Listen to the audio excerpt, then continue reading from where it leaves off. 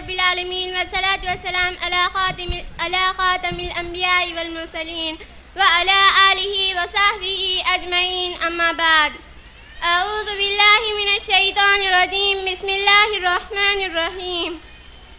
ما كان محمد أبا أحد من رجالكم ولكن رسول الله وخاتم النبيين وكان الله بكل شيء عليما. صدق الله العظيم. وقال رسول الله صلى الله عليه وسلم أنا خاتم النبيين لا نبي بعدي أو كما قال عليه الصلاة والسلام. اللهم صل على محمد بارك وسلم. مرکز علم فن محور ارتقاء، مرکز علم فن محور ارتقاء، آپ خیر البشر، آپ خیر الورا. آپ کے در پہ جھکتے ہیں ارض و سما، آپ کے در پہ جھکتے ہیں ارض و سما. آپ خیر البشر، آپ خیر الورا. مصطفیٰ آپ ہے، مجتبیٰ آپ ہے، مصطفیٰ آپ ہے، مجتبیٰ آپ ہے. حسن کی ابتدا انتہا آپ ہے. مرحبا مرحبا آپ صلی علی، مرحبا مرحبا آپ صلی علی. آپ خیر البشر، آپ خیر الورا. محترم اساتذہ اکرام اور میری ہمدرد ساتھیوں، السلام علیکم ورحمۃ اللہ وبرکاتہ. آج جس موضوع پر میں لب کشائی کرنے چلی ہوں وہ ہے ختم نبوت. جناب صدر یقین جانیے، جب مجھے یہ موضوع ملا تو دماغ سوچنے پر مجبور ہو گیا کہ مجھے آپ صلی اللہ علیہ وسلم پر کچھ کہنا ہے. بے شمار حمد و ثنا اس خالق حقیقی کے لیے جس نے تمام جہانوں کو وجود بخشا. ہزاروں درود اس ہستی کے لیے جسے اللہ رب العزت نے تمام جہانوں کے لیے رحمت بنا کر بھیجا.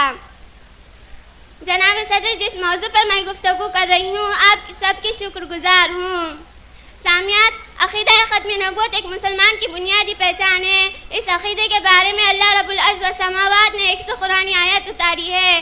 اس بات پر پوری امت اس عقیدے کے بارے میں آپ صلی اللہ علیہ وسلم نے 200 احادیث بیان فرمائی ہے. اس بات پر پوری امت متفق ہے. جو بھی کملی والے کے بعد نبوت کا دعویٰ کرے وہ نبی نہیں غبی ہے. جو بھی آمنہ کے لال کے بعد رسالت کا دعویٰ کرے وہ رسول نہیں فضول ہے. سامعات، خاتم النبیین کے آنے کے بعد ختم نبوت کا دروازہ ہمیشہ کے لیے بند ہو گیا. خاتم المرسلین کے آنے کے بعد رسالت کا سلسلہ ہمیشہ کے واسطے بند ہو گیا. امام الانبیاء صلی اللہ علیہ وسلم نے یہ اعلان خود فرما دیا کہ آپ صلی اللہ علیہ وسلم نبی بھی ہے، خاتم النبیین بھی ہے، آپ رسول بھی ہے، خاتم المرسلین بھی ہے. حتیٰ کہ آپ صلی اللہ علیہ وسلم نے یہ اعلان خود فرما دیا. آپ صلی اللہ علیہ وسلم نے یہ خود اعلان فرما دیا کہ میں ختم نبوت کی آخری اینٹ ہوں. میرے آنے کے بعد ختم نبوت مکمل ہو گیا. شمع رسالت کے پروانوں بات صرف یہیں پر نہیں، آپ صلی اللہ علیہ وسلم پر نبوت ختم ہو گئی. اب کوئی نبی پیدا نہیں ہوگا. رسالت آپ ہی پر ختم ہو گئی. اب کوئی رسول پیدا نہیں ہوگا. بلکہ اللہ تعالیٰ نے نبوت کا اختتام اور رسالت کی تکمیل آپ صلی اللہ علیہ وسلم کے ذریعے فرمائی اور یہ قرآن مجید میں اعلان فرما دیا واللہ متم نورہ ولو کرہ الکافرون.